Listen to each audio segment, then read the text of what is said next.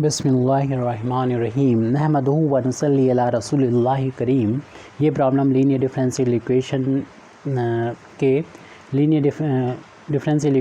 Linear differential equation with constant coefficient से है, क्योंकि यहाँ पर कोफिशिएंट जो हैं 1 - 4 कांस्टेंट हैं।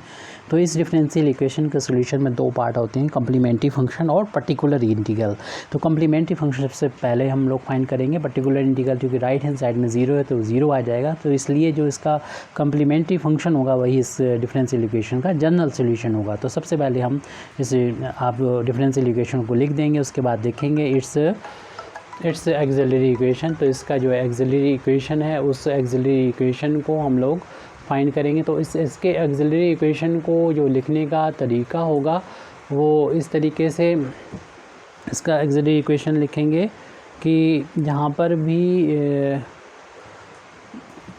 इट्स एक्सिलरी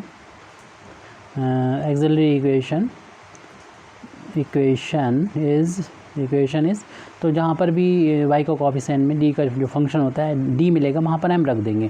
तो m की पावर 4 माइनस का 4 m स्क्वायर प्लस का 4 बराबर 0।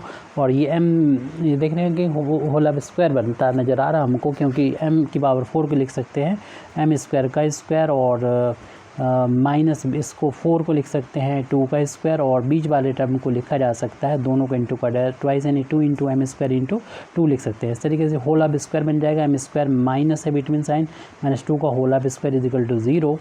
और इस फैक्टर को जब हम 0 के बराबर रखेंगे तो m की दो वैल्यू मिलेंगी, लेकिन ध्यान रहे कि हमारा होल ऑफ स्क्वायर था, हमने एक ही फैक्टर लिया है, इसलिए जो m की वैल्यू होगी उसे हमें रिपीट करके लिखना पड़ेगी। तो m स्क्वायर बराबर हो जाएगा 2। जब इसको ट्रांसपोज करेंगे राइट हैंड साइड में m is equal to square हटाएंगे तो स्क्वायर रूट लगेगा 2 पर, लेकिन स्क्वायर रूट की दो वैल्यू होती प्लस माइनस, लेकिन m की वैल्यू जो टोटल आएंगी वो प्लस माइनस स्क्वायर रूट 2 और प्लस माइनस स्क्वायर रूट 2। इसको हम अलग अलग छाट के लिख देंगे, मीन्स जो प्लस जो रिपीट हो रही हैं प्लस के रूट 2 वो अलग कर देंगे, और जो माइनस का रूट 2 यहाँ से और माइनस का रूट 2 यहाँ से अलग हो जाएगी। तो ये दो वैल्यू रिपीट हो रही है, ये रिपीट हो रही हैं, तो इनके करस्पॉन्डिंग कम्प्लीमेंट्री फंक्शन लिखना होगा। तो इस तरीके से लिखेंगे C1 ये रिपीट हो रही है तो C1 प्लस का C2x और e टू दी पावर में आ जाएगी m की जो वैल्यू √3, उसमें इंडिपेंडेंट वेरिएबल x से मल्टीप्लाई हो जाएगा, और इनके करस्पॉन्डिंग लिखेंगे तो C2 तक हो गया तो C3 से स्टार्ट करेंगे, और C4 रिपीट हो रहा है तो इस तरीके से लिखा जाता है e to the power minus का √2x हो जाएगा। ये कम्प्लीमेंट्री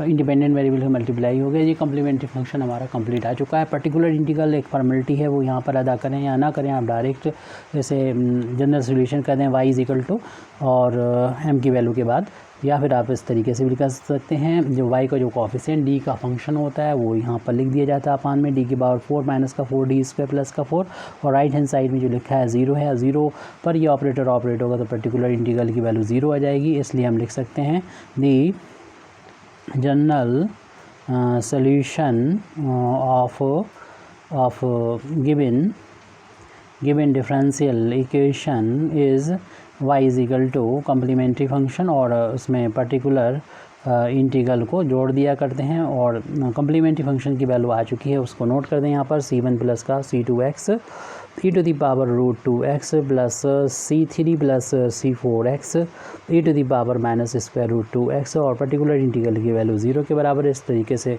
वैल्यू आ गई y is equal to C1 plus C2x e to the power square √2x plus C3 plus C4x e to the power minus square √2x। Thank you very much indeed for listening me. Wa akhiru da'wana alhamdulillahi rabbil alamin.